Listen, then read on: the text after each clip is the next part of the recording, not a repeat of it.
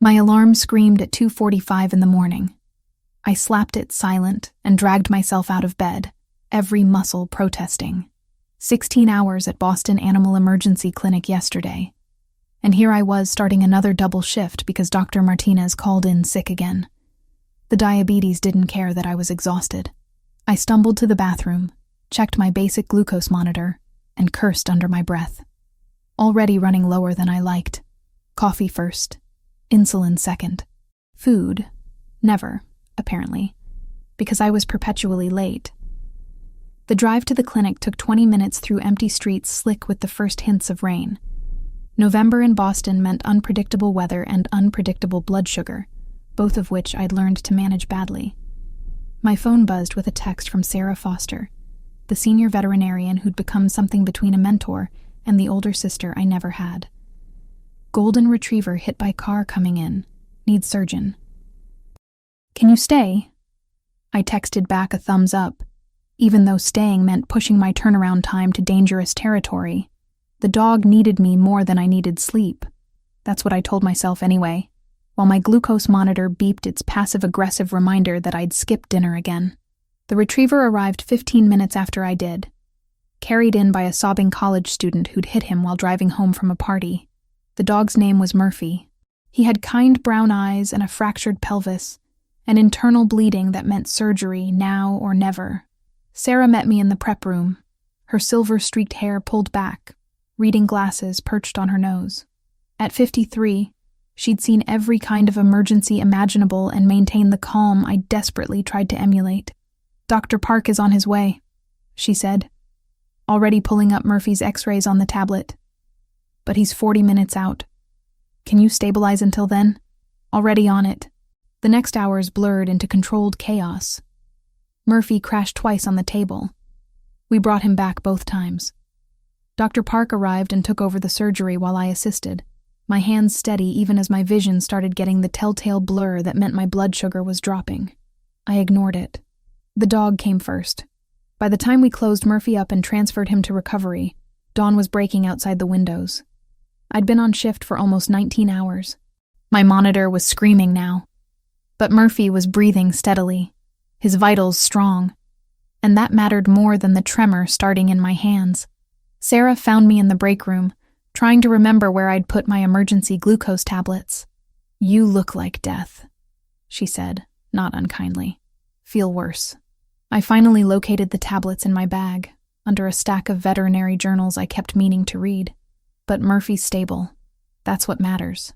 "Murphy is stable because you're brilliant and stubborn. Those qualities will also get you killed if you don't take care of yourself." She handed me a granola bar from her personal stash. "Eat, now, and then go home before you pass out in my clinic." "I'm fine." "Hannah," she used the voice that made junior vets snap to attention. "You saved a dog's life tonight. Don't make me have to save yours." I ate the granola bar. The glucose tablets followed. My monitor stopped screaming, but the exhaustion settled deeper into my bones. 3 in the morning again, only this time I'd been awake since yesterday morning. The storm had arrived while I was elbow-deep in surgery. Rain hammered against the clinic windows, wind howling between buildings. November storms in Boston came fast and mean, turning streets into rivers within minutes. I checked the weather on my phone while pulling on my jacket. Severe thunderstorm warning until 6 a.m. Flooding in low-lying areas. Perfect. My car was parked 3 blocks away, because the clinic lot had been full when I arrived yesterday. 3 blocks that suddenly felt like 3 miles. I'd grab my umbrella from the car and drive home carefully. Take a hot shower. Sleep for at least 6 hours. Maybe call my mom in Arizona tomorrow and pretend everything was fine.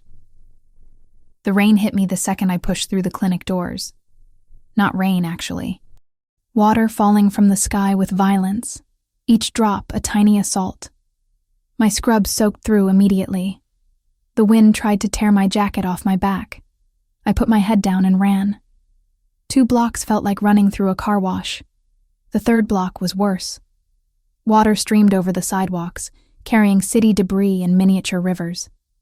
My sneakers squelched with every step. I couldn't see more than a few yards ahead through the downpour. The tremor started in my left hand first, then my right. Not from cold, though I was freezing. This was different. This was my blood sugar dropping again despite the granola bar and glucose tablets. Stress sometimes did this, burned through glucose faster than I could replace it. Exhaustion made it worse. I dug in my jacket pocket for more tablets. Found the empty wrapper instead. Had I eaten them all already? My thoughts moved like honey, thick and slow. Wrong. That was wrong. I kept emergency supplies everywhere specifically for moments like this. My bag. There were more in my bag. I stopped under a streetlight, fumbled with the zipper. Everything inside was soaked. The tablets had dissolved into glucose sludge at the bottom. My phone was wet. My wallet was wet. Everything was wet and useless, and my hands wouldn't stop shaking. The sidewalk tilted under my feet. I grabbed the streetlight pole for support. The metal was slick with rain. My vision narrowed at the edges, tunnel vision closing in. This was bad. This was dangerously bad. I needed to sit down. Needed to get somewhere dry. Needed to call for help. I fumbled my phone out, tried to unlock it. My fingers weren't working properly. The screen was too wet. The password was suddenly impossible to remember. Was it Mom's birthday or mine? Why couldn't I remember my own birthday? My knees buckled. I went down hard, palms hitting the concrete. Pain registered distantly. The rain kept falling. I tried to get up. My legs wouldn't cooperate. This was how it happened sometimes. Diabetics found unconscious in weird places because they'd pushed too hard, ignored too many warning signs. I managed to roll onto my side. The streetlight above me blurred into a halo of light through the rain. Beautiful, actually. Strange thought to have while dying. But there it was. The water pooling around me was cold. I should probably try to get up again. In a minute. Just needed to rest for a minute. The world faded to gray, then darker gray, then nothing at all. Consciousness came back in pieces. Cold water on my face. Something hard under my back. Movement. The sensation of being lifted, carried. Strong arms under my knees and shoulders. The rain still falling, but somehow distant now. I tried to open my eyes. Managed slits. Saw the interior of a car. Leather seats. Expensive. The scent of something woodsy. Masculine. Someone was talking, voice low and urgent. Not talking to me. Talking on a phone. I need Carson. Now. I don't care what time it is. Wake him up. The voice was deep, controlled, with an accent I couldn't quite place. Italian, maybe. Or just East Coast money. The kind of voice used to being obeyed immediately. I have a woman. Found her unconscious in the storm. She's wearing a medical alert bracelet. Type 1 diabetic. A pause. I already gave her some juice. She's breathing but not fully conscious. How long until he can get here? Another pause. I felt the car moving, smooth and fast. My head was pillowed on something soft. A jacket. His jacket. Too long. Tell him to meet me at my place. And have him bring everything he needs to treat severe hypoglycemia. The phone call ended. I tried to speak. Managed something between a moan and a whimper. Immediately the man's face appeared above mine. All I could make out were dark eyes and strong features. He said something I didn't catch. Stay with me. He repeated louder. You're going to be fine, but I need you to drink this. Something sweet and cold pressed against my lips. Orange juice. I drank automatically, some primal survival instinct taking over. The liquid burned going down. I coughed, drank more. He supported my head with one hand, patient and steady. Good. Keep drinking. I finished the juice box. My brain started firing synapses in something resembling proper order. I was in a car. A stranger's car. Being driven somewhere by someone I couldn't see clearly. Every self-defense class I'd ever taken screamed danger. But I was also alive when I'd been dying on that sidewalk. So maybe danger was relative. Where? I managed to croak out. Somewhere safe and dry. The man's voice again, calm and certain. I'm taking you to my home. My doctor will be there. Hospital. The word came out clearer. Take me to a hospital. Hospitals ask questions, make reports. You'll be safer with me. If you don't stabilize in the next 15 minutes, I'll take you to Mass General myself, he added, already checking the timer on his watch. My doctor is en route either way. That should have terrified me. Instead, my traitorous brain latched onto the word safer and decided to trust it. The juice was working. I could feel my blood sugar climbing back toward normal. My vision cleared enough to actually see the man now. Dark hair, maybe black, swept back from a face that belonged on Roman statues. Strong jaw, straight nose, lips that looked cruel until he spoke, and then softened just slightly. But it was his eyes that held me. Deep brown, almost black, intense in a way that made me feel seen. Actually seen, not just looked at. "Who are you?" I whispered.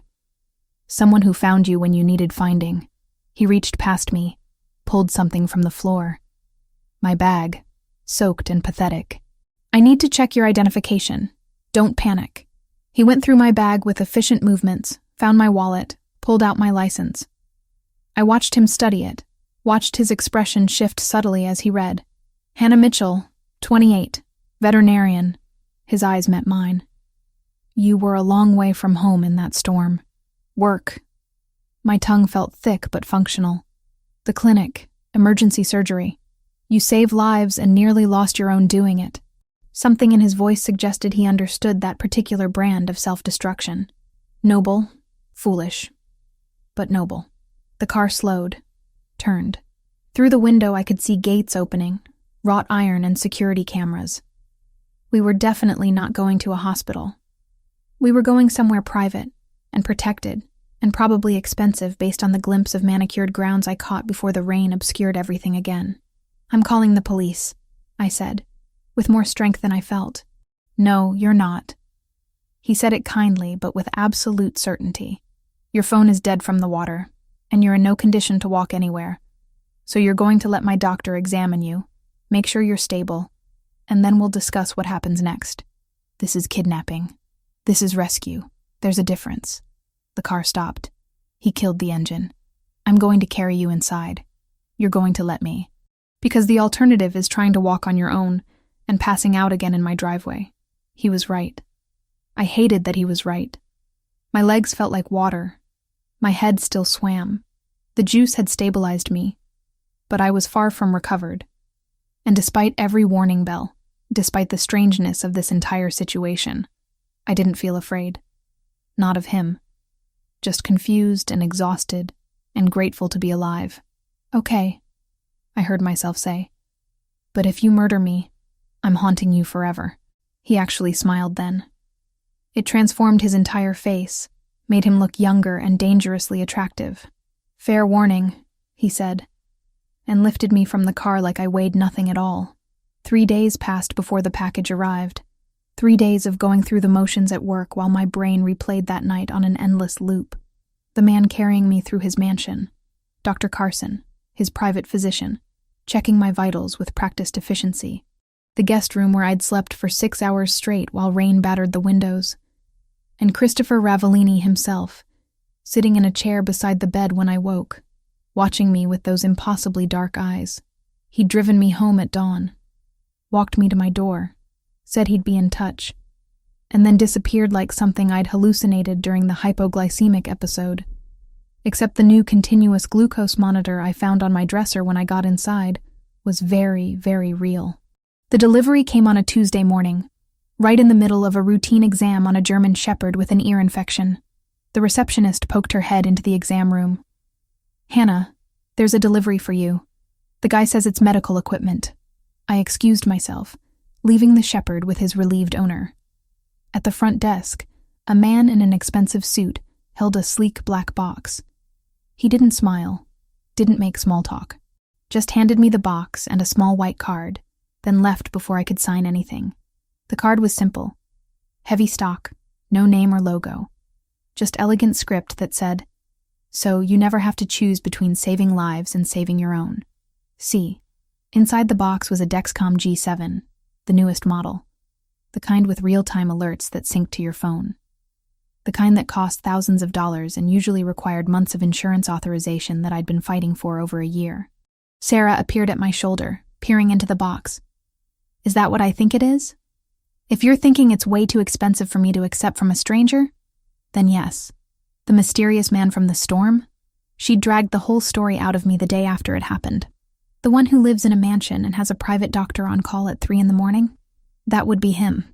Sarah picked up the card, read it, and gave me a look that said volumes about what she thought of mysterious wealthy men bearing expensive gifts. You're going to give it back. Of course I'm going to give it back. I closed the box, feeling oddly disappointed even as I said it. This is like a month's rent. I can't accept something like this from someone I barely know. Someone who saved your life. That doesn't mean I owe him thousands of dollars in medical equipment. Sarah studied me with the expression she reserved for junior vets making questionable decisions about treatment plans. You've been checking your glucose every hour since that night. You're scared it'll happen again. This monitor could prevent that. I'm fine with my current system. Your current system almost got you killed. She wasn't wrong. My basic monitor had failed me. Or I'd failed it. Either way, the result had been the same. But accepting this from Christopher felt like crossing a line I didn't fully understand yet. That evening, my phone rang. Unknown number. I almost didn't answer. Did you receive the package? His voice, smooth and unhurried, sent an involuntary shiver down my spine. I did, and I can't accept it. Why not? Because it's wildly expensive and I barely know you. You know I found you unconscious in a storm and made sure you survived. That's not nothing. I paced my small living room, phone pressed to my ear. That's exactly my point. You already did too much. I don't need charity from strangers. It's not charity, Hannah. It's practical. You have a dangerous condition and inadequate equipment to manage it. I have the means to solve that problem. Simple mathematics. Nothing about this is simple. Then let me complicate it further. Have dinner with me Saturday. The subject change caught me off guard. What? Dinner. Saturday night. I'll pick you up at 7. I didn't agree to that. You didn't refuse either. I could hear the amusement in his voice. Considerate payment for the monitor. 1 meal in exchange for potentially saving your life again. Seems like a fair trade. That's not how this works. Then explain to me how it works. I stopped pacing. Through my window, I could see the street where I'd collapsed. 3 blocks away. But I'd walked past that spot twice since then. Each time feeling a chill that had nothing to do with the temperature. I don't know you, I said finally. I don't know anything about you, except you have money and resources and a doctor who makes house calls. For all I know, you're dangerous. I am dangerous. He said it without hesitation. But not to you. How can you possibly know that? Because if I wanted to hurt you, I had ample opportunity that night. Instead, I made sure you were safe and drove you home. That should tell you everything you need to know. It should have. But something in his tone suggested layers I wasn't seeing yet. 1 dinner, I heard myself say. And then I'm returning the monitor. Keep it for a week first. See how it changes your life. Then decide. He hung up before I could argue. Saturday arrived faster than I wanted it to.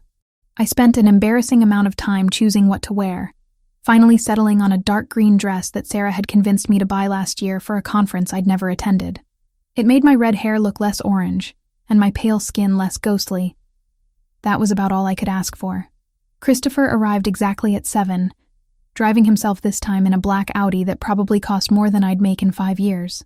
He opened my car door, helped me in with casual courtesy that suggested expensive private school education. You look beautiful, he said, and somehow managed to make it sound like observation rather than flattery. You look like you own half of Boston. Only a quarter. I'm working on the rest. I couldn't tell if he was joking. That should have worried me more than it did. The restaurant was tucked into the North End, the kind of place with no sign and a waiting list measured in months. The owner greeted Christopher by name, embraced him like family, and led us to a private table in the back without asking if we had reservations. You come here often, I observed as we sat. My family has history with this place. Roberto's grandfather taught my grandmother to make proper carbonara. These things matter in our world. Our world. The phrase hung in the air, suggesting boundaries I was only beginning to perceive. The meal was extraordinary. Course after course of food I couldn't pronounce, but tasted like someone had captured Italy and served it on plates. Christopher ordered in rapid Italian, consulting with Roberto about wine pairings and seasonal ingredients. I watched him transform from the controlled man in the car to someone animated and passionate about food and tradition. "Tell me about the animals," he said after Roberto left us with the second course. "Why veterinary medicine? You really want to know?" I wouldn't have asked otherwise. So I told him. About growing up with a father who brought home every stray animal in the neighborhood. About spending summers at my aunt's ranch in Arizona. Learning to birth foals and bottle feed lambs. About the scholarship to veterinary school that felt like winning the lottery. About choosing emergency medicine because I like the intensity, the impossible cases, the satisfaction of snatching life back from death's edge. He listened with complete attention, asking questions that showed he was actually processing what I said, rather than just waiting for his turn to talk. "You save lives that most people don't value enough," he said finally. "That tells me everything I need to know about your character, which is that you see worth where others see convenience. That's rare. Coming from someone else, it might have sounded pretentious. From him, it landed like truth. What about you?" I asked, seizing the opening. "What do you do when you're not rescuing diabetics from storms?" His expression shifted, subtle but noticeable. "My family has business interests. Import-export, primarily. Logistics and distribution through the port." That's vague. It's accurate. It's also the kind of thing people say when they don't want to explain what they actually do. He smiled, but it didn't quite reach his eyes. There was something else there now. Calculation, maybe. Or caution. "You're perceptive. That's going to complicate things." "What things?" "This. Us. Whatever this is becoming." My heart did something uncomfortable in my chest. Us. As if there was an us after one bizarre rescue and one dinner. "We barely know each other," I said. "That's not entirely true. I know you work doubles that destroy your health. I know you put animals before your own safety. I know you're stubborn about accepting help, but smart enough to recognize when you need it. I know your mother lives in Arizona, and you call her every Sunday. I know you're diabetic, but hate talking about it. I know you're afraid of what I might be, but curious enough to have dinner with me anyway." I stared at him. "How do you know about my mother?" "You talk in your sleep. Dr. Carson mentioned it." "That's creepy.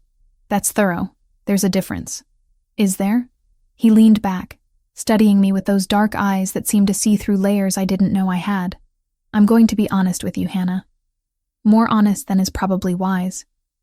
My life is complicated in ways you don't understand yet. The work I do, the family I come from, the obligations I carry. They don't mix well with normal. If you walk away now, I'll understand. But if you stay, if you choose to keep seeing me, you need to know that nothing about this will be simple. You're trying to scare me off. I'm trying to be fair." "Why? You could have just had dinner and left it at that." His jaw tightened almost imperceptibly. "Because I like you, and because people I like have a tendency to get hurt by proximity to my world. I'd prefer to avoid that outcome this time." There was pain in that admission. Old pain, carried like a weight he'd grown used to but never stopped feeling. I should have thanked him for dinner and called an Uber home. Should have recognized this for what it was. A man warning me away from danger I couldn't yet see. But sitting across from Christopher Ravellini, watching the candlelight cast shadows across his face, all I felt was the pull of something I couldn't name. "I'll make you a deal," I said. "You stop being so mysterious, and actually tell me what you do, and I'll decide if I want to walk away." He considered this for a long moment. Then he pulled out his phone, typed something, and showed me the screen. It was a news article. "Christopher Ravellini acquitted in federal racketeering case." The date was 2 years ago. The photo showed him leaving a courthouse in an expensive suit, surrounded by lawyers and grim-faced men who looked exactly like the kind of people mothers warned their daughters about. My blood went cold, then hot, then cold again. "Your mob," I said quietly. "My family has been in Boston for 4 generations. We manage certain business interests that operate outside traditional regulatory frameworks. That's a really polite way of saying organized crime. It's an accurate way of describing a complex reality." I should have stood up. Should have left immediately. Instead, I kept staring at the article, at his face in that photo. He looked different there. Harder. More dangerous. The same man, but without whatever softness he'd shown me. "Why tell me this?" I asked. "Because you asked. And because I meant what I said about being fair." He put his phone away. "If you want to leave, I'll drive you home. No judgment. No consequences. You'll never hear from me again.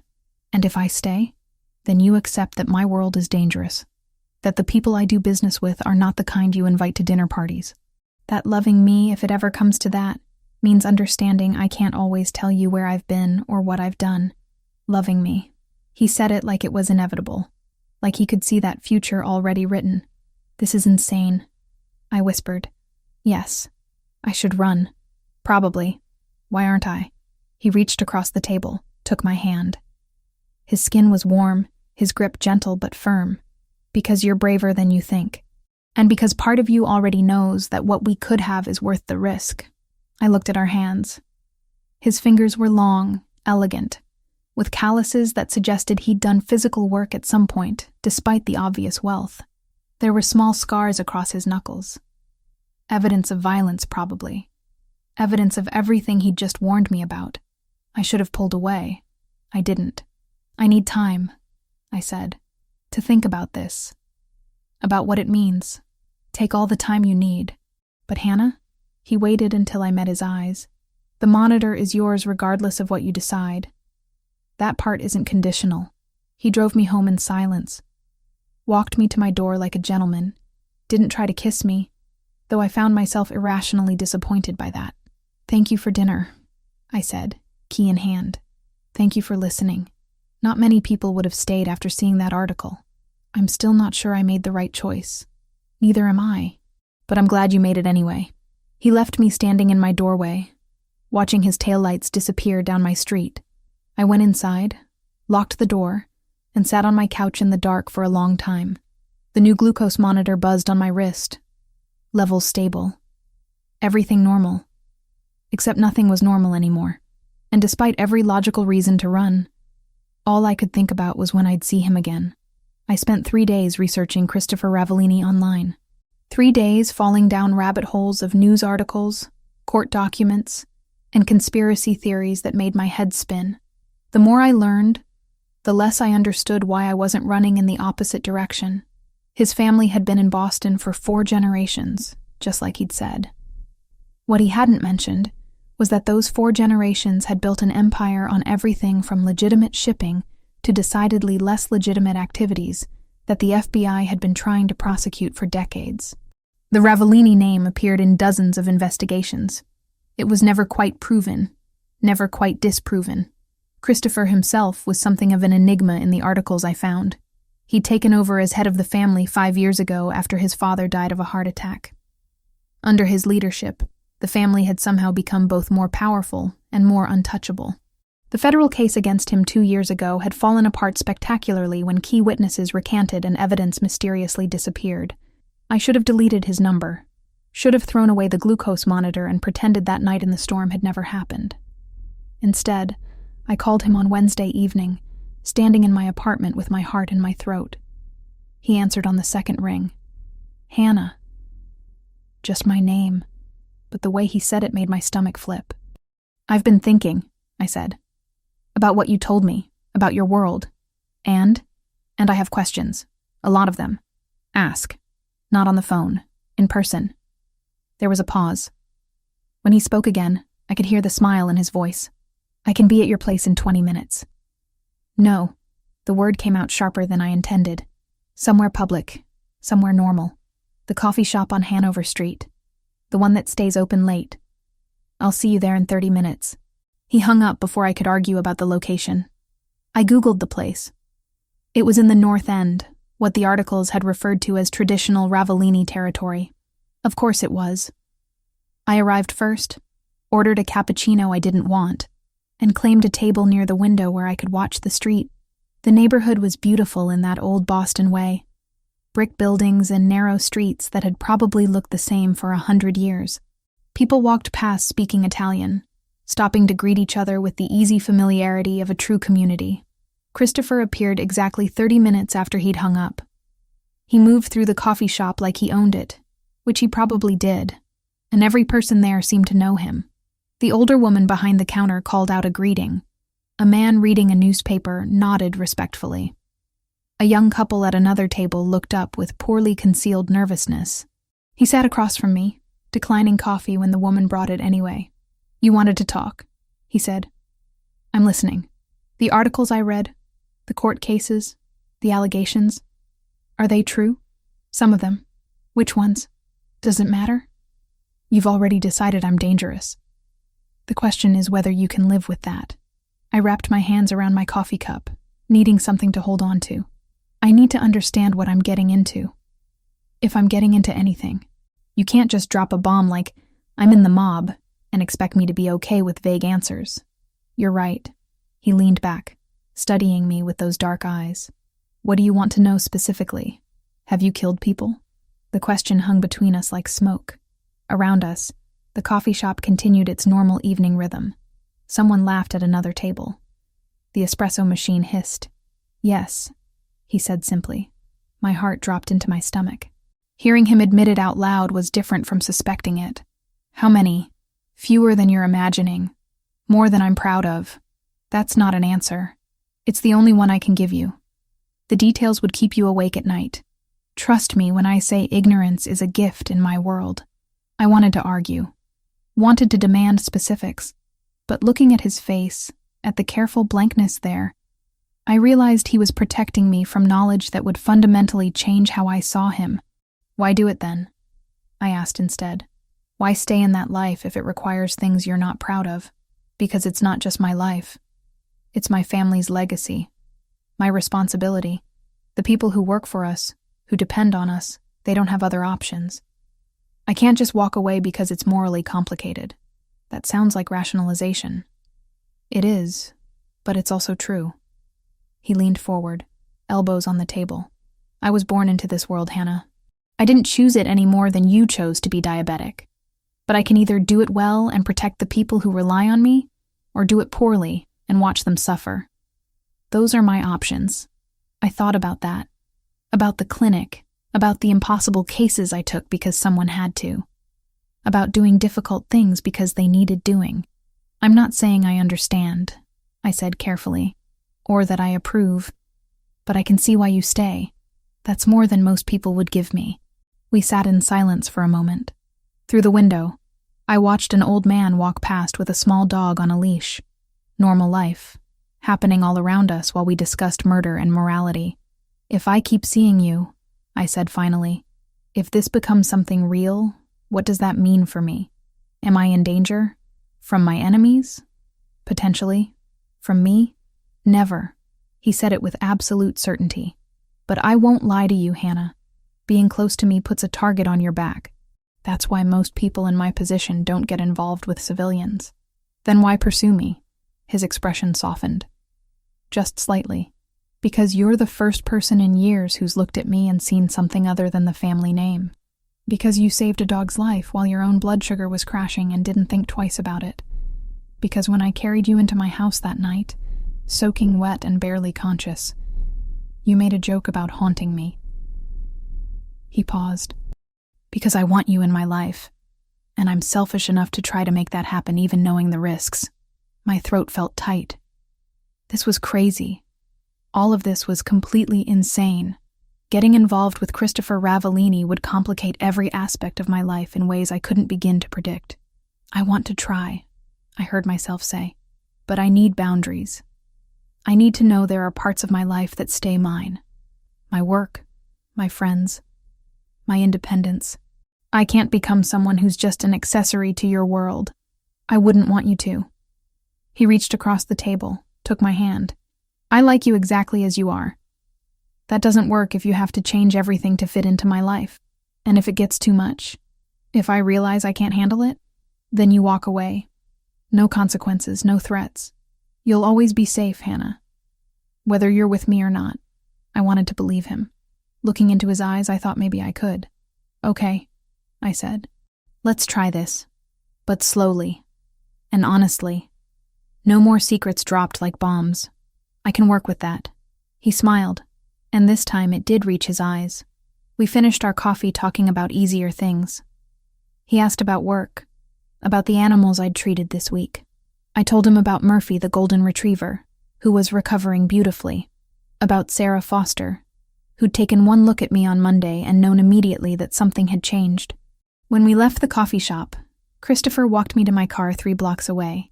The evening was cold but clear, the kind of November night that promised winter was coming soon. "Sunday dinner," he said as I unlocked my door. "My grandmother hosts every week. She wants to meet you." "Your grandmother knows about me?" "Nonna knows everything. It's her superpower." He looked almost nervous for the first time since I'd met him. "You don't have to say yes, but it would mean something to me if you came." Meeting his family. That felt significant. Like crossing another threshold I wouldn't be able to uncross. "What time?" I asked. "I'll pick you up at 2. He kissed me then. For the first time since that night at my door. It was gentle, questioning, giving me space to pull away if I wanted. I didn't want to.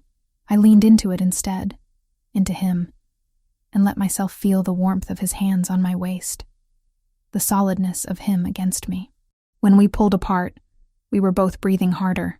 "Sunday," I said. "Sunday," he agreed. I drove home in a daze, my lips still tingling, my heart doing acrobatics in my chest. This was happening. I was really doing this. Getting involved with a man whose last name appeared in FBI files, and whose world operated by rules I didn't understand. Sarah was going to kill me. Sunday arrived too fast. I spent Saturday night trying on and rejecting every outfit I owned before finally calling my mother in Arizona in a panic. "What do you wear to meet your maybe boyfriend's Italian grandmother?" I asked without preamble. "Hannah Marie Mitchell, are you dating someone?" Mom's voice went up an octave. "Tell me everything immediately." So I did. Most of it, anyway. I left out the parts about organized crime and federal investigations, focusing instead on how we'd met, on his kindness that night in the storm, on the way he listened when I talked about work. "He sounds wonderful, honey. And Italian grandmothers love everybody. Just be yourself and bring something for the table. Flowers or wine. What if she hates me? Then she has terrible taste. You're delightful. Mom, I'm your mother. I'm legally required to think you're delightful. But I also happen to be right." She paused. "Hannah, are you sure about this? You sound nervous." More than just meeting the family nervous. I considered telling her the truth. Considered explaining about Christopher's world, about the complications and the dangers. But she was 2,000 miles away in Arizona, living her quiet retirement life. She didn't need to worry about things she couldn't control. "Just nervous," I lied. "He's important. I want his family to like me. Then they will. Because you're you. And you're wonderful. Call me after and tell me how it goes." I promised I would, and hung up feeling marginally better. At least about the clothes situation. I settled on dark jeans and a cream-colored sweater that Sarah had once told me made me look approachable. Approachable felt important for meeting an Italian grandmother.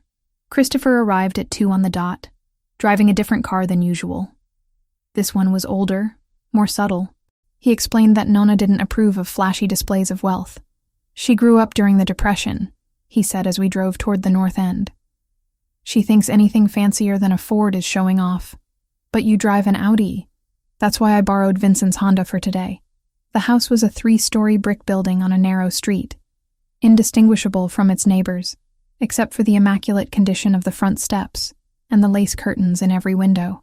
Before we even reached the door, it flew open, and a tiny woman in her 80s appeared, already talking in rapid Italian. Christopher responded in the same language, his accent flawless. The woman grabbed his face and kissed both his cheeks, before turning to me with sharp dark eyes that missed nothing. "So this is the girl who has my Christopher smiling again," she said in heavily accented English. Come, let me look at you." She took my hands, studying me with the kind of thorough examination usually reserved for medical procedures. Then she pulled me into a hug that smelled like garlic and flour and something sweet I couldn't identify. "You're too skinny," she declared. "We fixed that today. Come inside. Everyone is waiting. Everyone turned out to be about 20 people. Aunts, uncles, cousins, children running underfoot. The house was loud and warm and chaotic in ways that made my quiet childhood with just me and Mom feel impossibly distant. Christopher stayed close, his hand at the small of my back, introducing me to person after person whose names I immediately forgot. They all spoke a mixture of English and Italian, switching mid-sentence without seeming to notice. Dinner was served family-style at a table that had been extended to fit everyone.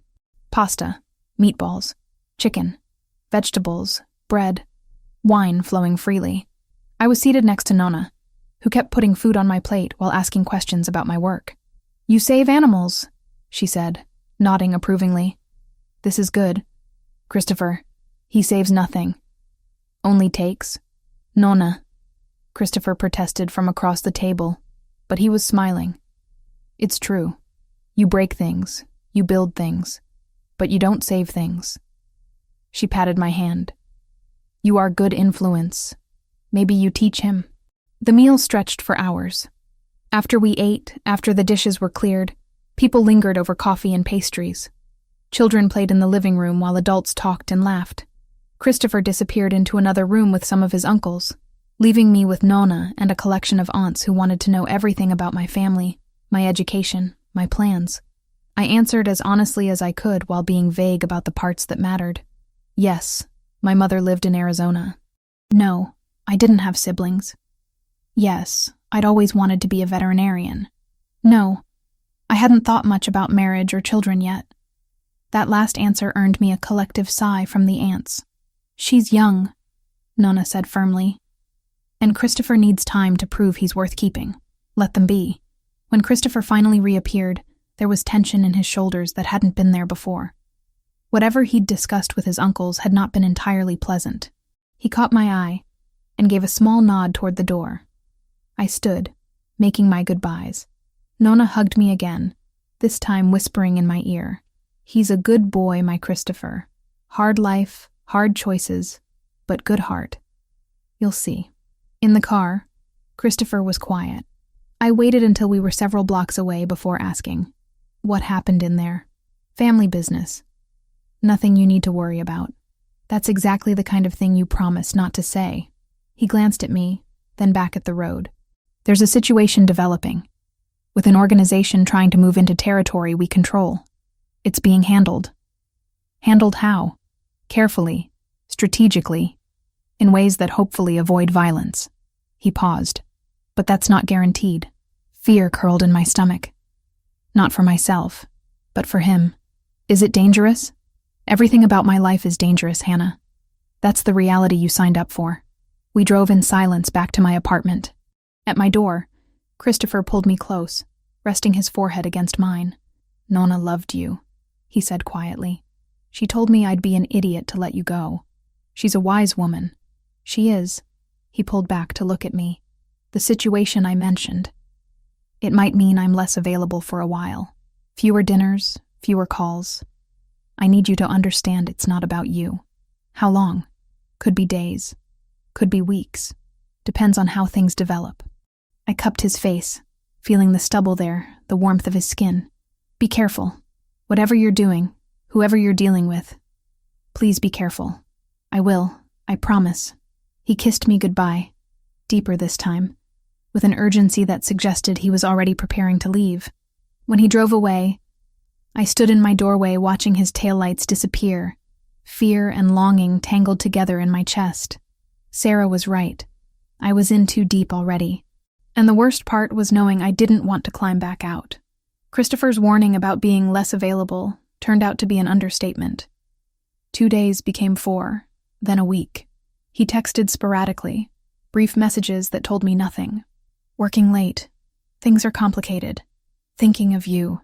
Each one felt like a breadcrumb leading nowhere. I threw myself into work because the alternative was sitting at home imagining worst-case scenarios.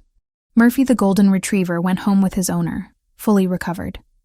A Persian cat came in with kidney failure that we managed to stabilize. A parrot with a respiratory infection. A rabbit with a broken leg. Each case was a distraction from the growing knot of anxiety in my chest.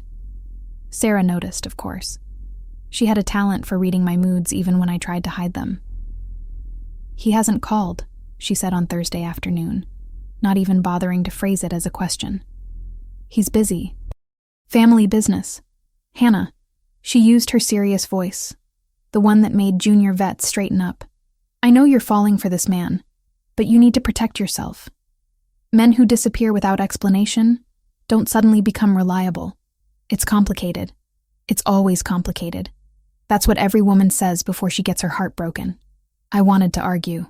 Wanted to explain that Christopher's world operated by different rules, that his silence wasn't about me but about protecting me. But how could I explain that without revealing exactly what kind of man I was involved with? "I can handle myself," I said instead. Sarah looked at me with something that might have been pity. "I know you can. I just don't want you to have to." That evening, I was locking up the clinic when a black SUV pulled into the parking lot. Not Christopher's car. This one was bigger, more aggressive. 2 men got out, both wearing suits that fit too well to be off the rack. My heart started hammering before my brain could fully process why I was afraid. The taller one approached with his hands visible, non-threatening. "Dr. Mitchell, I'm Bruno. I work with Christopher." Bruno. The name from Sunday dinner. One of Christopher's men. "What's wrong? Is he hurt?" "He's fine, but we have a situation, and he wanted me to bring you somewhere safe." "I'd safe from what?" Bruno glanced around the empty parking lot, his expression grim. "There are people who know about you. People Christopher has problems with. He doesn't want to take chances with your safety." Ice slid down my spine.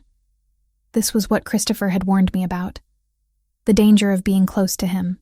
"I'm not going anywhere until you tell me exactly what's happening. The Yamaguchi organization has been moving product through Boston without permission. Christopher's been negotiating with them to back off. Negotiations haven't gone well." Bruno shifted his weight. "They've been watching his movements, which means they've been watching you. Why would they care about me?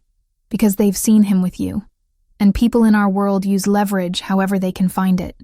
My stomach dropped. I wasn't just Christopher's girlfriend anymore. I was a potential weakness. A target. So what?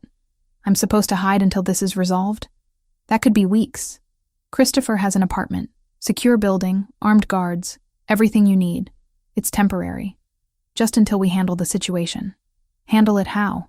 Bruno's expression darkened. "You don't want to know those details, Dr. Mitchell." He was right. I didn't.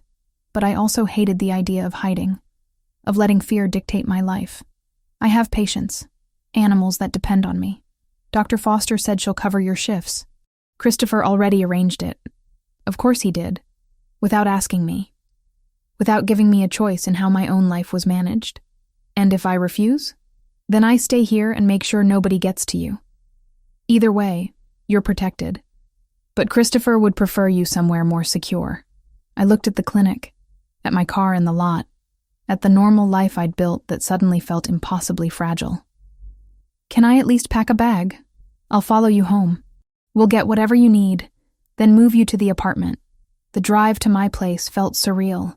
Bruno's SUV behind me the whole way, a constant reminder that this was really happening, that Christopher's world had caught up to mine in ways I'd been too naive to fully anticipate. At my apartment, I packed quickly. Clothes, toiletries, my laptop, the glucose monitor that Christopher had given me. Bruno waited in the hallway, professional and distant, giving me space while making it clear he wasn't leaving. My phone buzzed. "Christopher, finally. Bruno told you?" "He did. This is insane, Christopher." "I know. I'm sorry. This isn't what I wanted." His voice was tight with stress I'd never heard before. "But I can't risk anything happening to you. Not because of my problems. Where are you? Dealing with it. Making sure the Yamaguchi understand that crossing my family has consequences." "What kind of consequences?" Silence on the other end. Long enough that I knew the answer would be one I didn't want to hear. The kind that end threats permanently. "You're going to kill people. I'm going to protect what's mine. There's a difference." "Is there?" "Yes." He said it with absolute certainty. "One is murder. The other is survival. In my world, you don't get the luxury of choosing neither." I sat on my bed, surrounded by half-packed bags, feeling the weight of every decision that had led me here. I should have walked away that night at the coffee shop, but you didn't. And now we're both in too deep to pretend otherwise." He paused. "Bruno will take care of you. The apartment is safe. I'll come to you as soon as I can." "When?" "I don't know. Days, maybe. However long it takes to end this. And if something happens to you, it won't. You can't promise that. Watch me." His voice softened. "I've survived worse than the Yamaguchi, Hannah. I'm not going anywhere. Not when I finally have something worth coming home to." The line went dead. I stared at my phone, at his name on the screen, and tried to swallow past the lump in my throat. Bruno appeared in my doorway. "Ready?" I wasn't, but I nodded anyway. The apartment was in a high-rise downtown, the kind of building with a doorman and keycard access and cameras everywhere. Bruno walked me through security, introduced me to the guards on duty, and took me up to the 20th floor. The space was bigger than my entire apartment. Floor-to-ceiling windows overlooking the city. Modern furniture that looked expensive and barely used. A kitchen stocked with food I hadn't bought. Everything impersonal and sterile and wrong. "Christopher stays here sometimes," Bruno explained. "When he works late. You'll be safe here. Guards downstairs 24/7. Nobody gets in without authorization. So I'm a prisoner. You're protected. There's a difference." I was getting really tired of people telling me about differences that felt non-existent. Bruno showed me how to work the security system, gave me emergency numbers, and left me alone with instructions to keep the door locked and not go out alone. The silence after he left was deafening. I unpacked mechanically, putting my clothes in drawers that smelled like cedar and Christopher. The glucose monitor on my wrist buzzed a low alert. I'd forgotten to eat lunch. Classic. The kitchen had orange juice in the fridge. I drank it straight from the carton, too exhausted to care about manners, and sank onto the couch. This was my life now. Hiding in a luxury apartment while the man I was falling for dealt with threats using methods I didn't want to understand. This was what choosing Christopher meant. Fear and danger, and a world that operated by rules written in blood. My phone buzzed. A text from Sarah. "I know where you are. I know why. Call me when you're ready to talk." I should have called her immediately. Should have used her as the lifeline she was offering. Instead, I curled up on Christopher's couch, pulled a blanket around myself, and stared at the city lights through those massive windows. Somewhere out there, Christopher was handling things. Somewhere out there, people might be dying because I existed. Because loving me made him vulnerable in ways his enemies could exploit. The weight of that was almost unbearable. 3 days passed in the apartment. 3 days of Christopher texting sporadically. Of Bruno checking in twice daily. Of me pacing like a caged animal. Sarah covered my shifts without complaint. My glucose levels were surprisingly stable, probably because I had nothing to do but eat regular meals and monitor myself obsessively. On the 4th night, Christopher finally came. I heard the key in the lock after midnight, heard footsteps in the entryway. When he appeared in the doorway to the living room, I was already standing, heart pounding. He looked exhausted. There were dark circles under his eyes, stubble heavier than usual, tension in every line of his body, but he was whole. Alive. "Hannah." I crossed the space between us in 3 strides and slammed into him, arms wrapping around his neck, face buried in his shoulder. He caught me, held me tight, and I felt some of the tension drain out of both of us. "It's over," he said into my hair. "The Yamaguchi are gone. You're safe. What did you do?" "What I had to. What I always do." He pulled back to look at me, cupping my face in his hands. "But you don't need those details. You just need to know it's finished. People died. Yes. Because of me. No." His grip tightened. "Because they tried to use you against me. Because they made a choice that had consequences. This is not your fault, Hannah. It's mine for bringing you into my world in the first place." Tears burned behind my eyes. I'd spent 3 days trying to convince myself I could handle this, that being with Christopher was worth the cost. But now, faced with the reality of what that cost looked like, I wasn't sure anymore. "I'm scared," I whispered. "All the time now. Scared something will happen to you. Scared someone will come after me. Scared of what it means that I'm still here despite everything." Christopher pulled me close again, resting his chin on top of my head. "Fear means you understand the risks, That's good. That keeps you careful." He paused. "But I need you to trust me when I say I will do everything in my power to keep you safe. Always. No matter what it costs. That's what scares me most. What it might cost you. Then we're even. Because the thought of something happening to you nearly destroyed me these past few days." We stood there in the middle of his apartment, holding each other like lifelines. And I felt something fundamental shift. This was real now. Not just attraction or curiosity or the thrill of something dangerous. This was love, messy and complicated and terrifying in its intensity. "Take me home," I said finally. "To your real home, not this place." He studied my face, looking for something. "You sure?" "No, but I'm choosing you anyway."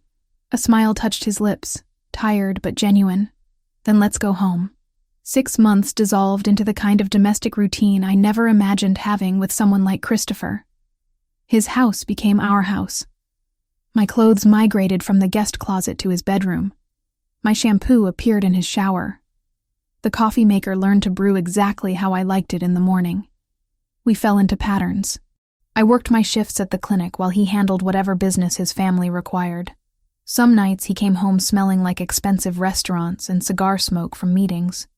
Other nights he appeared exhausted, with shadows under his eyes that spoke of things he wouldn't discuss.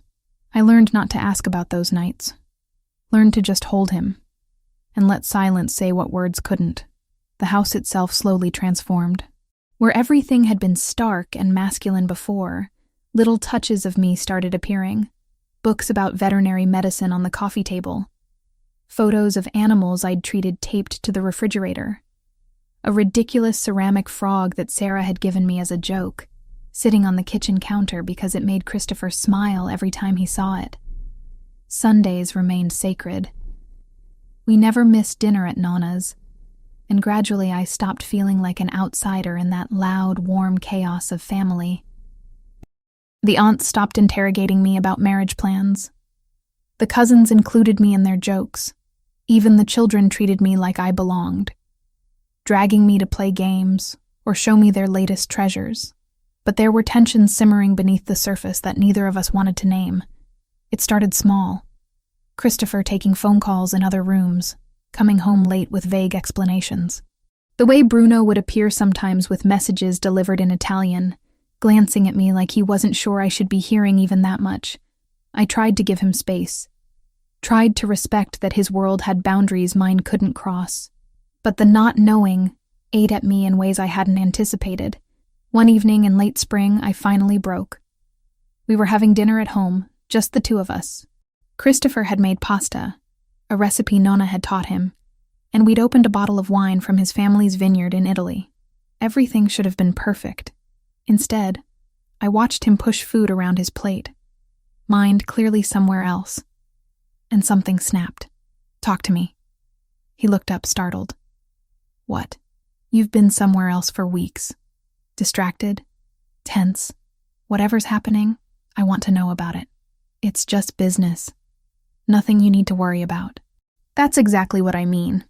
I set down my fork harder than necessary. "You keep saying things like that.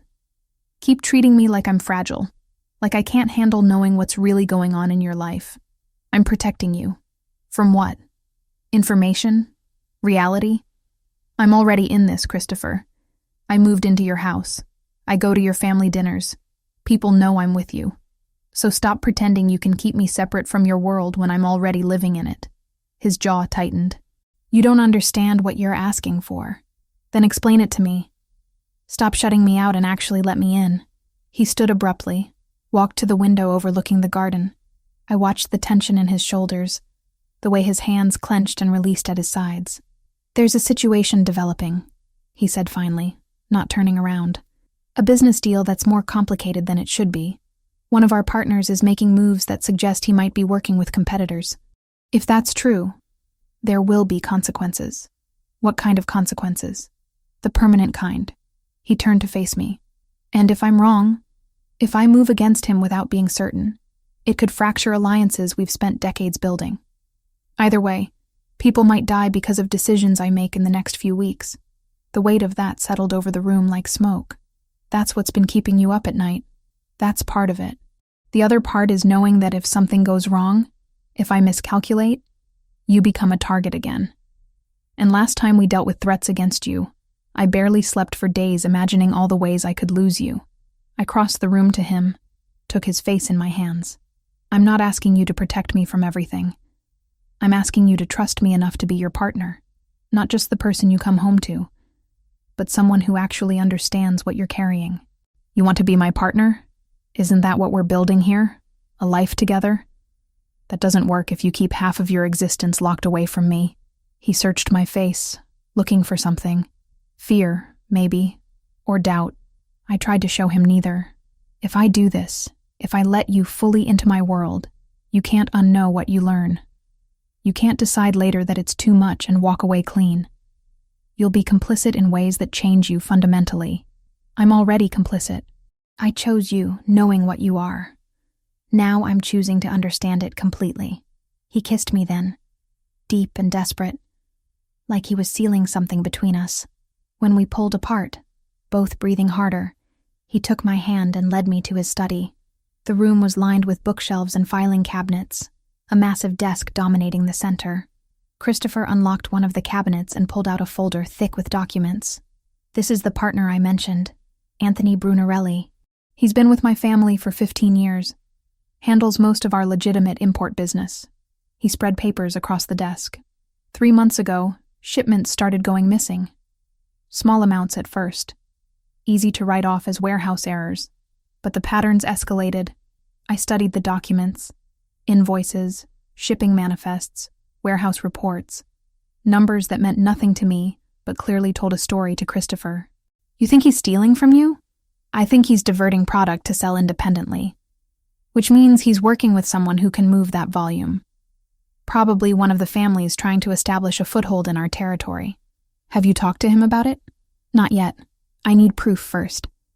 Accusations without evidence just give him time to cover his tracks or run. So what are you going to do? Christopher's expression went cold in a way I'd never seen directed at anything but distant threats. I'm going to watch him until he makes a mistake. And when he does, when I have undeniable proof, I'm going to make an example that ensures nobody else in my organization considers betrayal. You're going to kill him. If the evidence confirms what I suspect, yes, but cleanly, quickly, not with cruelty, just finality. He said it so calmly, like discussing weather. I should have been horrified. Maybe part of me was. But standing there looking at the man I loved explaining the mechanics of necessary violence, I felt something else. Understanding, maybe, or acceptance that this was who he was and what his world required. Show me the rest, I said. So he did. For the next 3 hours, Christopher walked me through the architecture of his family's operations, the legitimate businesses that provided cover and income, the less legitimate ones that generated the real power, the network of alliances and rivalries that governed Boston's underworld, the rules, unwritten but absolute, that kept violence contained and business flowing. By the end of it, I wasn't braver, just better briefed. If you need me to leave the clinic again, you tell me first, I said. He nodded once. No surprises. Not for you. It wasn't romance. It was policy. And for the first time, it felt like we had one. He explained how disputes were mediated, how territories were negotiated, how betrayals were handled. He didn't soften any of it, didn't try to make it palatable, just showed me the reality of the world he navigated every day. When he finished, I sat back in the leather chair, mind reeling from the complexity of it all. This is what you manage, all of this, with help from people I trust. But ultimately, yes, the decisions are mine. The responsibility is mine. He poured us both whiskey from the bottle he kept in his desk. Now you understand why I try to keep you separate. It's heavy, Hannah. And once you're carrying this knowledge, you can't put it down. I took the whiskey, sipped it, felt the burn. I'd rather carry it with you than watch you carry it alone. He came around the desk, pulled me to my feet, and just held me. Neither of us spoke for a long time. We didn't need to. Something had shifted between us. A barrier removed. We were partners now. In every sense that mattered. The investigation into Brunarelli took another 2 weeks. Christopher showed me the evidence as it accumulated. Security footage of him meeting with known associates of rival families, bank records showing unexplained deposits, shipping manifests that didn't match actual inventory. By the end, even I could see the betrayal was undeniable. When? I asked one night as we reviewed the final pieces of evidence. Tomorrow. I've called a meeting with the senior members of the family. Brunarelli will be there. I'll confront him with everything we have. And if he confesses? Then it ends quickly. And if he doesn't? Then it ends anyway, just with more witnesses to the evidence. I took his hand, threaded my fingers through his. I want to come. He stared at me. Absolutely not. You said I was your partner. Partners don't hide from difficult moments. Hannah, this isn't a board meeting. This is an execution. I know what it is. And I know if I stay home tomorrow while you do this, it creates exactly the kind of separation we just agreed to eliminate. I don't have to be in the room, but I want to be there, at the warehouse or wherever it happens. Close enough that you know I'm choosing to stand with you through all of it. He started to argue. I watched him form the words, the protests, the logical reasons why I should stay far away.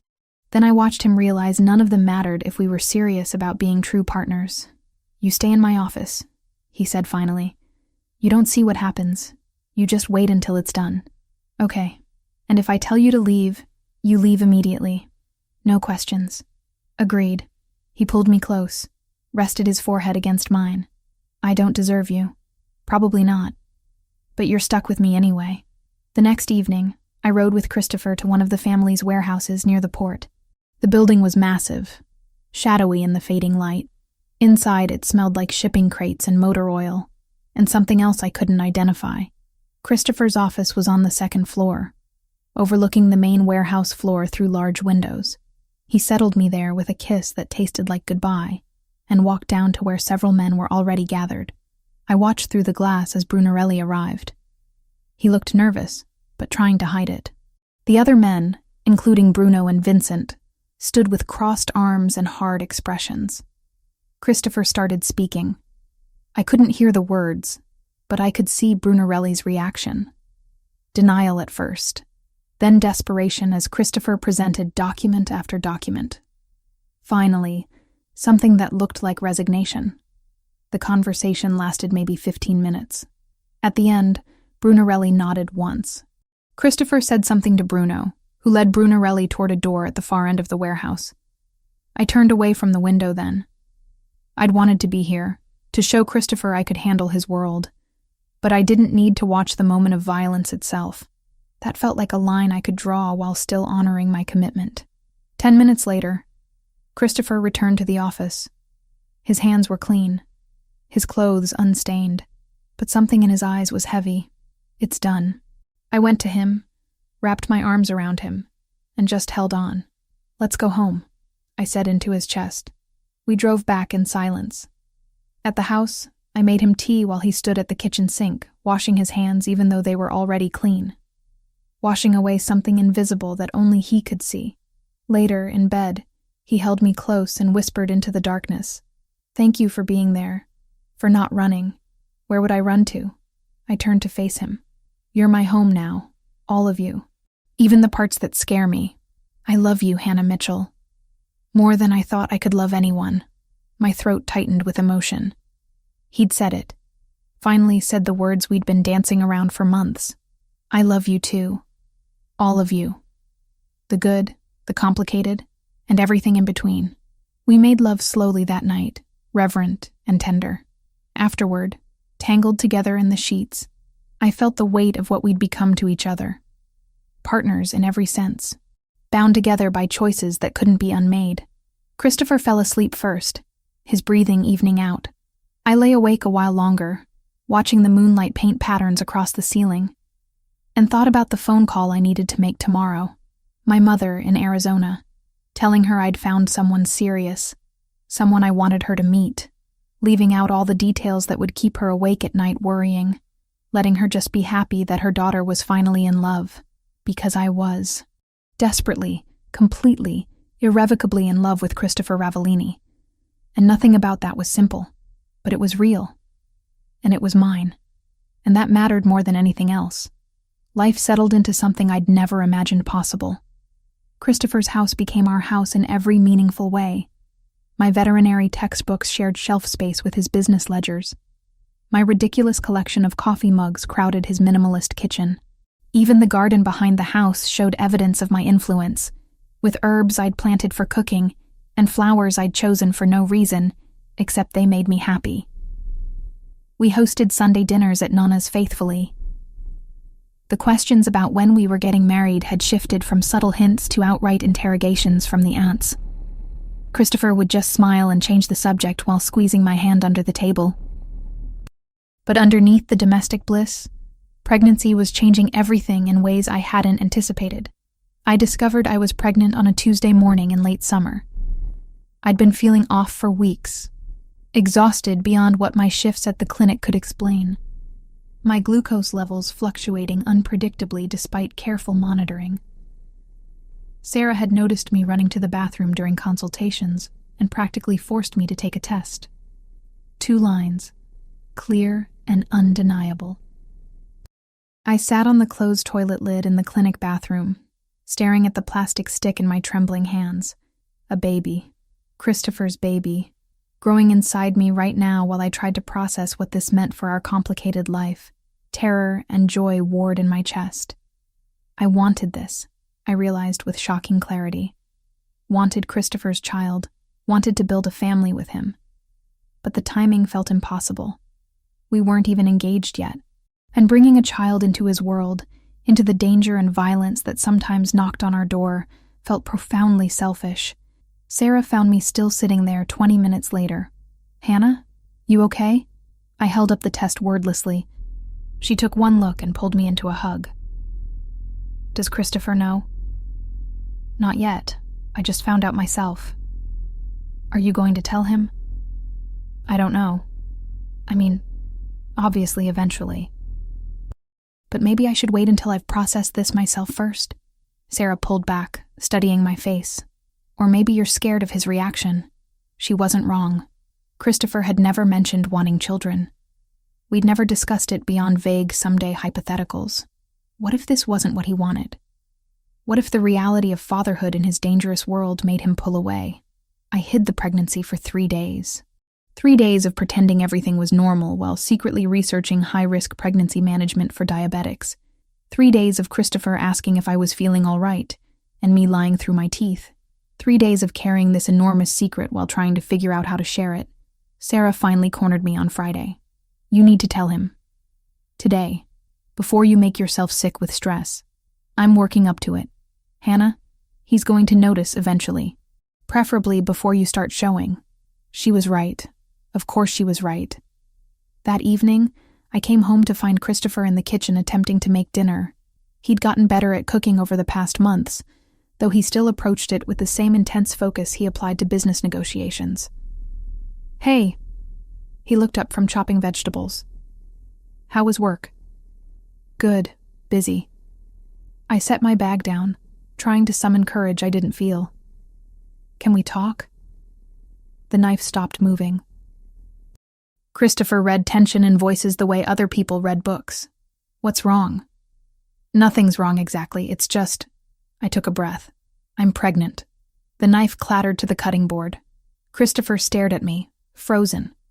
His expression completely unreadable. The silence stretched so long I started to panic. "Christopher, say something." He crossed the kitchen in 2 strides and pulled me into his arms, holding me so tight I could barely breathe. "Are you sure?" Took 3 tests. All positive. He pulled back just enough to cut my face, searching my eyes. "How long have you known?" 3 days. 3 days? Something flickered across his face. "Hurt, maybe. Why didn't you tell me immediately?" "Because I was scared. We never talked about this. About having children. And your world is so dangerous, Christopher. What if bringing a baby into it is the most selfish thing I could do?" He kissed me then, fierce and desperate. "This is not selfish. This is the best news I've gotten in my entire life." He rested his forehead against mine. "I love you, Hannah. And I'm going to love our child.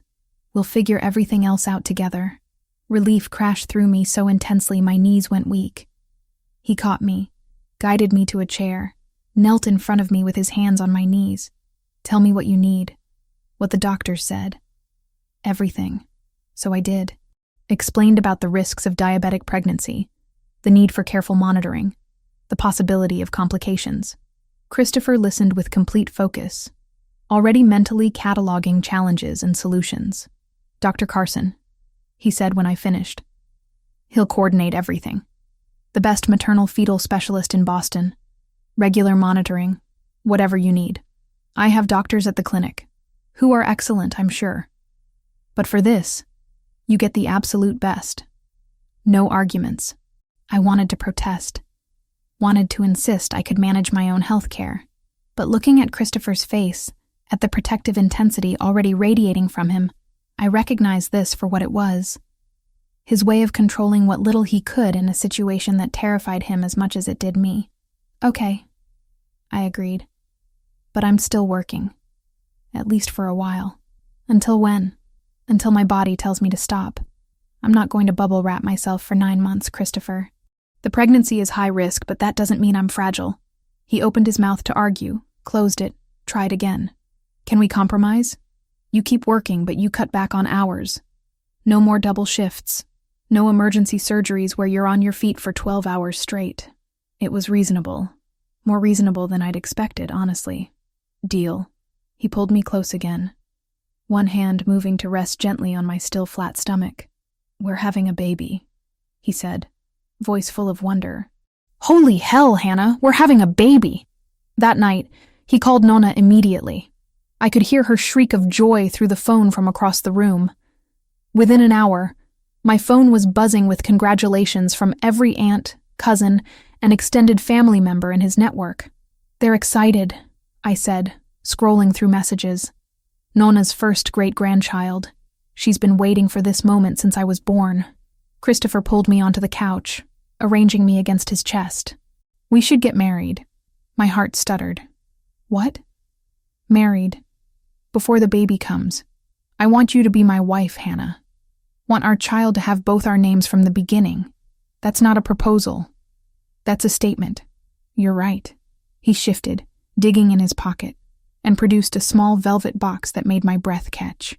"Hannah Mitchell, will you marry me? Will you be my wife, my partner in everything, the mother of my children?"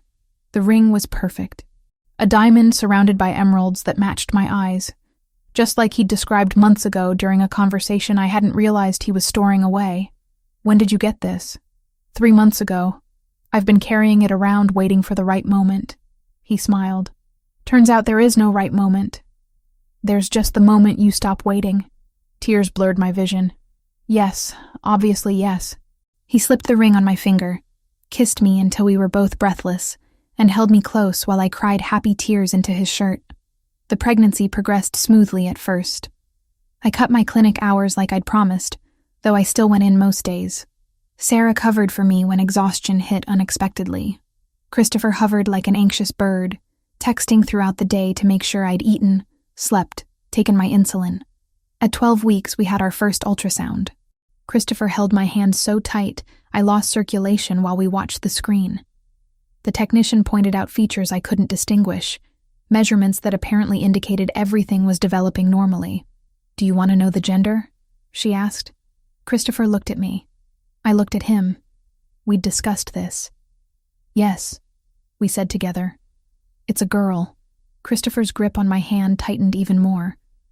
I watched his face transform, joy and terror mixing in equal measure. A daughter. We were having a daughter. That night, he started building the nursery. Not hiring contractors. Doing it himself with Bruno's help. Painting the walls a soft lavender. Assembling furniture with meticulous care. I watched from the doorway, one hand on my barely showing belly, and felt love so intense it was almost painful. Nonna mobilized her network of aunts and cousins. Suddenly our house was drowning in baby clothes, blankets, toys. Every Sunday dinner became a referendum on names, on parenting philosophies, on whether the baby would have Christopher's dark hair or my red. Life was perfect. Almost too perfect. Then, in my 6th month, everything changed. I was at the clinic when Christopher called, his voice tight with controlled fury. "Come home, now. What's wrong? Just come home. Bruno's already on his way to get you." Bruno arrived 10 minutes later, his expression grim. He didn't explain during the drive, just drove with focused intensity that made my stomach clench with anxiety. At the house, Christopher was in his study with 3 men I'd never seen before. He looked up when I entered, something dark and dangerous in his eyes that I'd only seen once before, the night he dealt with Brunarelli. "Hannah, these are associates from New York. They have information about a situation we're dealing with." One of the men, older with silver hair and cold eyes, studied me with open assessment. "This is the woman? My fiancée," Christopher said, the word carrying weight like a threat, and off limits to speculation or discussion. The man raised his hands in mock surrender. "Just observing. She's pregnant, yes? Congratulations." Every protective instinct I had flared to life. Something about how he said it felt wrong. "Christopher, what's going on?" He came to me, guided me to a chair, knelt beside me the way he had when I told him about the pregnancy. "There's been an attempt to move into our territory again. Not the Yamaguchi this time. Someone else. Someone who's been asking questions about my family. About you." Ice slid down my spine. "What kind of questions?" "The kind that suggest they're looking for leverage, for vulnerabilities they can exploit." The silver-haired man spoke again. "We have intelligence suggesting they're planning something in the next few weeks. Something designed to draw Christopher out, to make him act rashly. Using me," I said flatly. "And the baby. That's the theory we're working with," Christopher confirmed. "Which is why you're not going to the clinic anymore. Not until this is resolved." "Christopher, I can't just stop working." "Yes, you can. And you will." Steel in his voice now. "I'm not negotiating on this, Hannah. You and our daughter are the only things in this world I can't lose. I won't risk either of you to maintain some semblance of normal routine." I wanted to argue. Wanted to insist on my independence, on my right to continue my life despite threats. But looking at his face, at the barely controlled fear there, I recognized this wasn't about controlling me. It was about a man terrified of failing to protect the 2 people who mattered most. "How long?" I asked instead. "However long it takes to eliminate the threat. Days, maybe weeks. And what do I do in the meantime? Hide in this house like a prisoner? You stay safe. You let me handle this." He took my hands. "Please, Hannah, don't fight me on this. Not when the stakes are this high." I looked at the men in his study, at their hard faces and calculating eyes. This was his world. The violence and danger I'd accepted when I chose to love him. But accepting it in theory and living it while 6 months pregnant were very different things. "Okay," I said finally. "But you check in with me. Every day. Multiple times. I need to know you're safe too. Deal." He kissed me, gentle despite the tension radiating through his body, and sent me upstairs with Bruno standing guard outside our bedroom door. That night, Christopher came to bed late, carrying the weight of whatever plans they'd made. I was still awake, hand on my belly, feeling our daughter kick. "She's active tonight," I said, as he slid under the covers. He placed his hand over mine, feeling the movement. "She's strong, like her mother. Tell me honestly, how dangerous is this situation?" He was quiet for a long moment. "Dangerous, but manageable. We have resources, intelligence, allies. We'll end this before it escalates. And if you can't, then I do what I always do. Whatever it takes to protect my family." I rolled to face him, studied his features in the moonlight coming through the window. "I'm scared." "Me too." He pulled me close, careful of my belly. "But we're going to be okay. All 3 of us. I promise you that." I wanted to believe him. Needed to believe him. Because the alternative, the thought of something happening to Christopher or our daughter, was unbearable. We lay there together, feeling our baby move between us, and I prayed that his promise was one he could keep. The pregnancy advanced with the kind of careful attention that only Christopher's resources could provide. Dr. Carson coordinated with the top maternal fetal specialist in Boston, a woman who'd handled more high-risk diabetic pregnancies than I could count. My glucose levels were monitored obsessively. Every ultrasound was triple-checked, every symptom documented and analyzed. Christopher's protectiveness reached new heights that bordered on suffocating. He'd negotiated the threat from the rival organization with brutal efficiency, ending it in ways I chose not to examine too closely. But even after that danger passed, he remained hyper-vigilant about my safety and health. I negotiated my way back to the clinic for scheduled appointments only. No emergencies. Sarah covered the unpredictable cases while I handled routine exams and consultations. It wasn't the work I loved most, but it kept me connected to something that was mine while my body transformed into something unrecognizable. By my 7th month, our daughter was making her presence known with constant kicks and movements. Christopher would spend hours with his hand on my belly, talking to her in Italian, making promises about the world he'd build for her. Watching him like that always made my chest ache with how much I loved him. I called my mother on a Sunday evening. The Boston sky rinsed clean by a brief storm.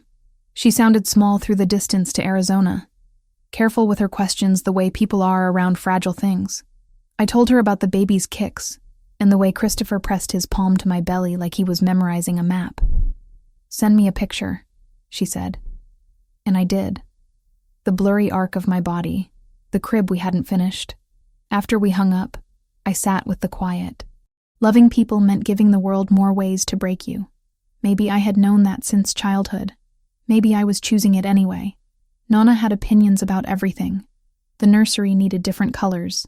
We should choose a saint's name. The baby would be born during a full moon, which meant she'd be strong-willed. Christopher listened with patient amusement while I took notes, trying to keep track of which traditions were negotiable and which would cause family wars. The wedding planning happened around my growing belly. We'd originally discussed waiting until after the baby was born, but Nonna had other ideas. A pregnant bride was blessed, she insisted, and our daughter deserved to be born into a family that was properly united before God. So we planned something small and quick for early fall, before I got too uncomfortable to walk down any aisle. The ultrasound at 30 weeks should have been routine, just another check to confirm everything was progressing normally. Christopher came with me like he always did, holding my hand while the technician moved the probe across my belly, but something in her expression made my stomach clench. "Is everything okay?" I asked. "Let me get Dr. Morrison." The specialist appeared within minutes, studying the screen with focused intensity that did nothing to calm my nerves. "The baby's growth has slowed," she said finally. "Not dramatically, but enough that we need to monitor it closely, and your fluid levels are slightly elevated."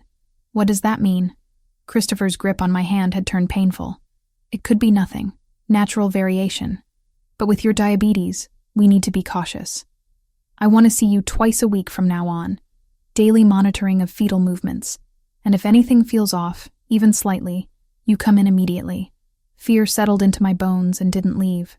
Christopher tried to reassure me, citing statistics and Dr. Morrison's excellent reputation. But I saw the worry in his eyes every time he looked at me, every time he felt our daughter move. The twice-weekly appointments became a ritual. Christopher rearranged his entire schedule around them, refusing to miss a single one. We'd sit in that exam room holding hands while machines monitored our daughter's heartbeat, while doctors measured and prodded and spoke in careful medical terminology. At 33 weeks, Dr. Morrison made the call. "I think we need to deliver soon. Not today, but within the next week or two. The baby's growth has plateaued. She's not in distress yet, but I don't want to wait until she is." "But it's too early," I protested. "She needs more time. She needs to be safe. And right now, the safest place for her is outside, where we can monitor and care for her properly." Dr. Morrison's voice was gentle but firm. "We have one of the best NICUs in the country. Babies born at 34, 35 weeks do very well with proper care." Christopher looked at me, waiting for my decision even though we both knew there wasn't really a choice. "Okay," I whispered. "When? I want to try to get you to 34 weeks. That gives us a few more days. But if anything changes, if there's any sign of distress, we move immediately." Those next days crawled by in agonizing slowness. I counted every kick, monitored every shift. Christopher barely left my side, working from home, canceling meetings. Even his family understood that nothing mattered except getting our daughter into the world safely. On a Thursday evening, Exactly 34 weeks and 2 days into my pregnancy, my water broke. I was standing in the nursery, putting away baby clothes that Nonna had sent over, felt the gush of fluid and knew immediately what was happening. "Christopher!" My voice came out steadier than I felt. He appeared in the doorway within seconds, took one look at me, and went into action mode. Called Dr. Morrison, grabbed the hospital bag we'd packed weeks ago, got me to the car with calm efficiency that masked what I knew was roaring panic beneath. The drive to the hospital passed in a blur. Contractions started before we even arrived, mild but regular. Christopher held my hand so tight I lost feeling in my fingers. But I didn't complain. We were both terrified. "Doctor." Morrison met us at the entrance with a wheelchair and immediate assessment. "Everything looks good. Baby's heart rate is strong. You're at 3 centimeters already. Let's get you settled and see how this progresses." The labor room was private, equipped with everything necessary for a high-risk delivery. Nurses moved with practiced efficiency, hooking me up to monitors, checking vitals, preparing for whatever came next. Christopher stayed at my side through all of it. When contractions intensified, he counted through breathing exercises. When I got the epidural, he held me still and whispered reassurances. When hours passed with frustratingly slow progress, he never showed impatience or frustration, just constant support. At hour 20, Dr. Morrison checked me again and frowned. "You're stalled at 7 centimeters, and the baby's heart rate is starting to show some concerning patterns." "What does that mean?" Christopher asked. "It means we're going to do a C-section. Not because of immediate crisis, but because I don't want to push this and risk real problems. They prepped me for surgery with swift movements." Christopher disappeared to change into scrubs. Within 30 minutes, I was being wheeled into an operating room, bright lights overhead, medical staff surrounding me. Christopher reappeared at my side, masked and gowned, taking my hand. "I'm right here, not going anywhere." I tried to respond, but my throat was too tight with fear. This wasn't how I'd imagined it. Surgery instead of natural birth. Our daughter coming early, needing NICU support. Everything feeling wrong and scary and out of control. "You're doing great, Hannah," Dr. Morrison said from somewhere beyond the surgical drape. "Just a few more minutes." Then I felt pressure, pulling, movement. Christopher squeezed my hand hard. And suddenly, a sound filled the room that made everything else disappear. Our daughter's cry. Loud and strong and absolutely perfect. "She's here," Dr. Morrison announced. "And she's beautiful." They held her up briefly, a tiny squirming thing covered in vernix and blood, before rushing her to the warming table where the NICU team waited. "Is she okay?" I asked, trying to see past all the people. "She's small but mighty," one of the neonatal doctors said. "Good color, good cry, breathing on her own. We'll need to monitor her, but initial signs are excellent." Christopher was crying. I could feel his tears landing on our joined hands. When he looked at me, his face was transformed with joy and relief, and something too big for words. "You did it," he whispered. "You brought her into the world safe. They brought our daughter to me for just a moment before taking her to the NICU. 5 pounds, 2 ounces of perfect human. Dark hair like Christopher's, my nose, eyes that weren't quite focused yet, but seemed to look right through me. "Hello, Lucia," I whispered, using the name we'd chosen weeks ago. "Welcome to the world, baby girl." Then she was gone, surrounded by medical staff who would care for her while they finished my surgery. Christopher stayed with me through the stitches and cleanup, through the transfer to recovery. Then he went to the NICU to be with Lucia while I rested. When he returned hours later, he showed me photos on his phone. Our daughter under warming lights, wires and monitors attached, looking impossibly small and fragile. "She's doing well," he said. "Breathing on her own, glucose levels stable. The doctor says if she continues like this, she'll be home within 2 weeks." I started crying then, relief and hormones and exhaustion all crashing together. Christopher climbed carefully onto the hospital bed beside me, holding me while I sobbed into his chest. "We made it," I said when I could finally speak. All three of us, he agreed. "And now we get to start the rest of our lives." 2 days later, I was released from the hospital, but Lucia stayed in the NICU. It destroyed me to leave her there, but the staff reassured me this was normal for babies her age. She needed to gain weight, prove she could regulate temperature and maintain glucose levels independently. Christopher drove me home, got me settled, then went immediately back to the hospital to sit with our daughter. He split his time between caring for me and being with Lucia, somehow managing both while running his business remotely. Nonna arrived with food and opinions and gentle bossiness that made me cry with gratitude. She showed me how to use the breast pump, how to manage recovery pain, how to prepare for bringing a tiny human home. On day 12, the NICU doctors cleared Lucia to leave. Christopher brought her home wrapped in the blanket his grandmother had made, placed her carefully in my arms, and we both just stared at her in wonder. This was our family now, imperfect and complicated, and born out of a storm that had brought us together. But ours. Completely and irrevocably ours. The wedding happened 2 weeks after we brought Lucia home. Nonna had insisted we not wait, that our daughter deserved parents married before God. Christopher and I were too exhausted from sleepless nights to argue. We kept it simple. Just family in Nonna's garden, under the ancient oak trees that had witnessed generations of Ravellini celebrations. I wore a cream dress that fit around my post-pregnancy body without making me feel self-conscious. Christopher wore a dark suit that made his eyes look impossibly deep. And Lucia, barely a month old, slept through the entire ceremony in Sarah's arms. My mother had flown in from Arizona 3 days earlier.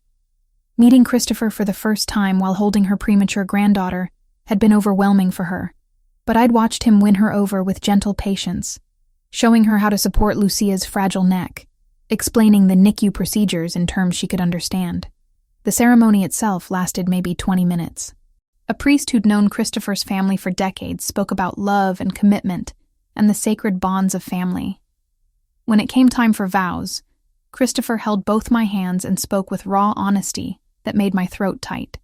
I promise to protect you and our daughter with everything I have, to build a life where you can both be safe and happy, to love you through every storm that comes, the way you've loved me through mine, to be the man and father you both deserve, even when I fall short, to choose you, every day, for the rest of my life.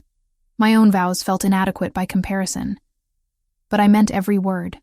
I promise to be your partner in everything, light and dark, to stand beside you when the world gets complicated, to raise our daughter knowing the truth about who you are, all of you, and loving you anyway, to choose this life, this family, every single day. When the priest declared us married, Christopher kissed me with tenderness that somehow contained everything we'd been through, the fear and danger and impossible choices that had brought us here, the love that had survived all of it. Lucia woke up crying halfway through the reception, demanding food with impressive lung capacity for someone who'd spent her first weeks connected to monitors. I excused myself to nurse her in Nonna's bedroom, grateful for the quiet. Sarah found me there 20 minutes later. How are you holding up? Exhausted, overwhelmed, happy. I adjusted Lucia against my chest. Is that normal? To feel all of that at once? Perfectly normal. Sarah sat beside me on the bed. You just married a man whose world most people would run from. You have a premature daughter who's defying every odd. You're allowed to feel complicated things. Do you think I'm crazy? For doing this? I think you're brave. And honest about what you're choosing. She touched Lucia's tiny hand. This little one is lucky to have parents who see reality clearly, but love anyway. The rest of the evening passed in a blur of food and family and exhaustion. Christopher rarely left my side, one hand always finding mine, his attention split between me and Lucia. When his uncles tried to pull him aside for business discussions, he politely but firmly refused. Today is for my family. Business can wait. We drove home as the sun set. Lucia secured in her car seat, both of us too tired to speak. At the house, Christopher carried our daughter inside while I followed, my body aching from standing too long. I'll get her settled, he said. You go rest.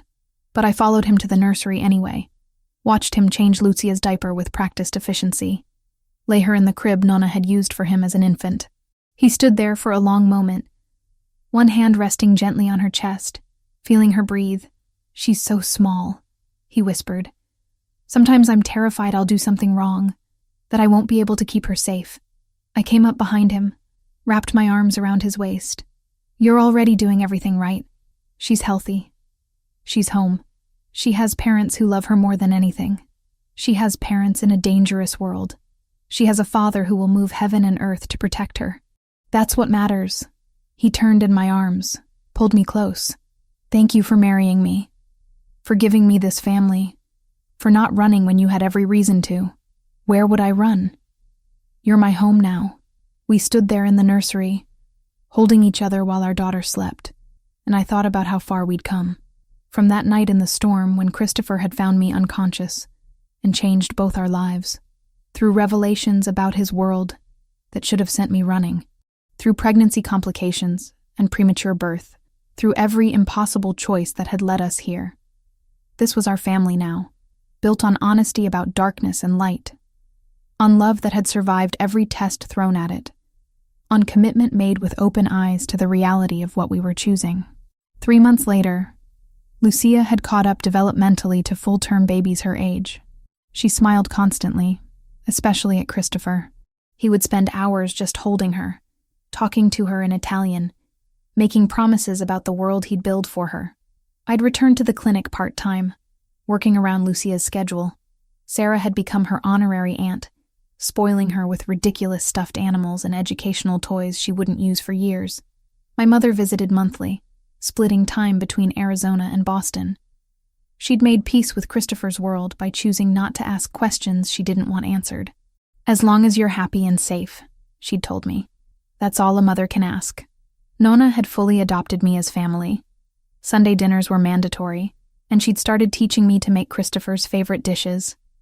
The aunts treated Lucia like a princess, fighting over who got to hold her.